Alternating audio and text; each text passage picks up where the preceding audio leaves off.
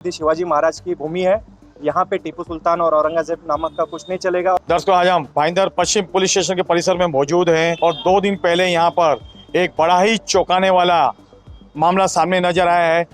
एक मुस्लिम नवयुवक ने अपने इंस्टा में औरंगजेब और टीपू सुल्तान की एक पोस्ट शेयर की थी, जो पोस्ट आपत्तिजनक थी। इसके पहले भी महाराष्ट्र में औरंगाबाद और कोल्हापुर में टीपू सुल्तान और औरंगजेब की पोस्ट को लेकर काफी दंगे और फसाद हो चुके हैं। डेप्यूटी सीएम है, उन्होंने ताकीद जारी की थी कि ऐसे लोगों को बख्शा नहीं जाए और उसी प्रकार ये भी पोस्ट यहाँ पर इंस्टा में पोस्ट की गई थी ताकि शहर में जो अमन शांति है उस अमन शांति में ग्रहण लगाया जाए।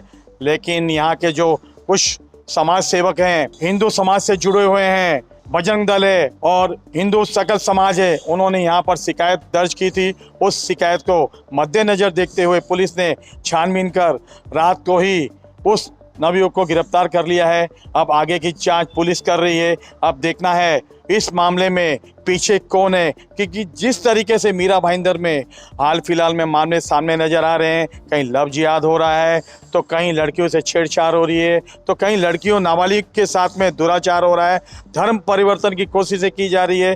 कहीं ना कहीं ये बड़ी साजिश नजर आ रही है जो मामले मीरा भाईंदर में सामने नजर आ रहे हैं। आइए जानते हैं जांच अधिकारी से। ये हमारे पुलिस स्टेशन में दिनांक 23/8/2023 को एक विश्व हिंदू परिषद के जिला मंत्री नागनाथ शामराव कामले ये आए थे। उन्होंने एक एप्लीकेशन दिया था। उन एप्लीकेशन में हमें उन्हें बताया कि एक साहिल नाम का लड़का है, उन्होंने अपने इंस्टाग्राम स्टोरी में एक औरंगजेब और टीपू सुल्तान ये दोनों का एक वीडियो बना के, रील बना के वो शेयर किया है। तो हमने देखा, उसके ऊपर हमने वरिष्ठों का राय लेके उसमें गुना दाखिल किया। ये भारतीय दंड संहिता कलम 153A और 34 अंतर्गत एक गुना दाखिल किया है। और जो साहिल नामक का लड़का था वो हमारे भाईंदर में रहता है, उसको हमने उसी दिन 3 बजे उसको अरेस्ट किया। और दूसरा दानिश करके उसका भी वो मिलेगा, उसकी जांच चालू है। इसकी पृष्ठभूमि क्या है और इसके ऊपर कोई मामले दर्ज है? पहले भी पहला एक मामला दर्ज है, IPC 363 का एक दाखिल है, वो उसी दिन का दाखिल है।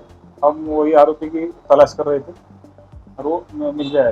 जांच अधिकारी अनिल करे ने जो प्रकाश डाला है और जिस तरीके से पुलिस ने संयम बरतते हुए, तत्परता दिखाते हुए उसे गिरफ्तार किया है ताकि ऐसे मामलों में शहर की शांति बरकरार रहे, वो तारीफ काबिल है।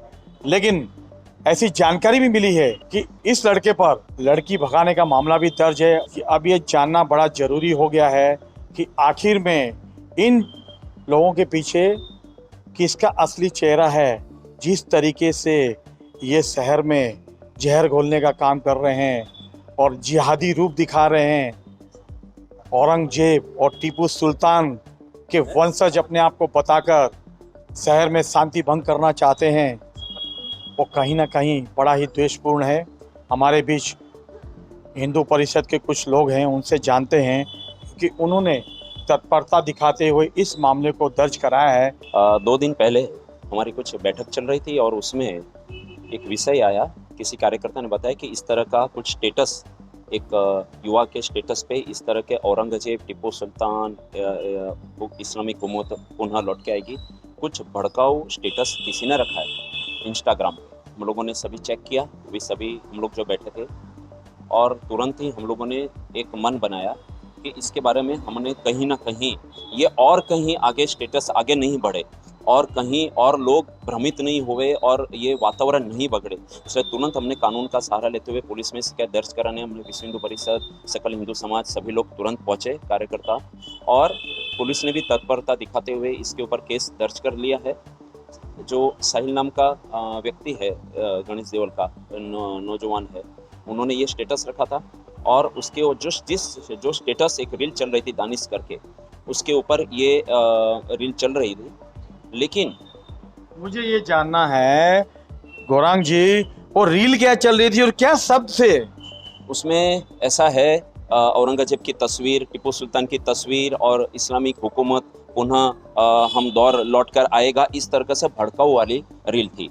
और इसी के लिए हमने तत्परता दिखाते हुए पुलिस से तुरंत शिकायत दर्ज की है, ताकि क्योंकि ये कुछ दिनों पहले औरंगाबाद के अंदर भी जिस तरह से औरंगजेब की तस्वीर लहराई गई थी, उस पर उप मुख्यमंत्री देवेंद्र फडणवीस जी ने भी इस पे दखल ली थी और कहा था कि इस तरह के कृत्य बिल्कुल बर्दाश्त महाराष्ट्र की धरती पे नहीं होगा। छत्रपति शिवाजी महाराज और धर्मवीर संभाजी महाराज की इस धरती पे औरंगजेब या टीपू सुल्तान का नाम से कोई अगर खेल रच रहा होगा या षड्यंत्र करता होगा, ये कतई विश्व हिंदू परिषद या सकल हिंदू समाज को कतई बर्दाश्त नहीं है।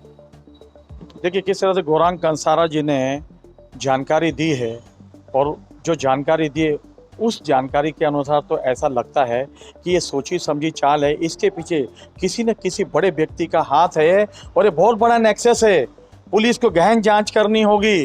पहले औरंगाबाद, फिर कोल्हापुर, अब मीरा भाईंदर की धरती पर, जिस तरीके से मीरा भाईंदर की धरती पर कुछ ही दिनों में लव जिहाद के मुद्दे इतने उभर कर आए हैं, वो भी चिंता का विषय इस शहर के लिए। इस शहर को देवभूमि कहा जाता है, लेकिन इस देवभूमि को ग्रहण लगाने वाले ये औरंगजेब और टीपू सुल्तान के जो वंशज जमीन से बाहर आ रहे हैं, वो घातक हो सकते हैं आने वाले समय में। इन पे रोक लगाना बहुत ज़रूरी है। अब देखना है पुलिस प्रशासन इस मामले को किस तरह से लेता है और उच्च अधिकारी गृह मंत्री इसको किस तरीके से देखते हैं। कैमरामैन प्रभात मीना के साथ शशि शर्मा।